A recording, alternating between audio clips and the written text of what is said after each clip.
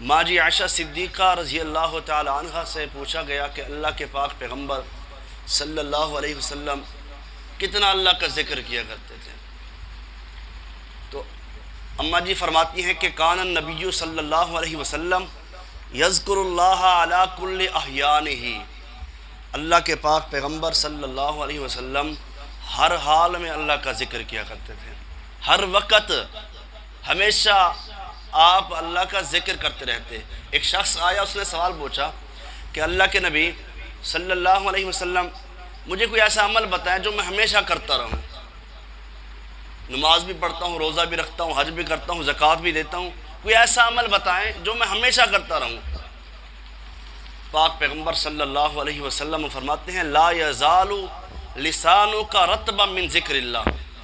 اللہ کے بندے تیری زبان ہمیشہ اللہ کے ذکر سے تر رہنی چاہیے۔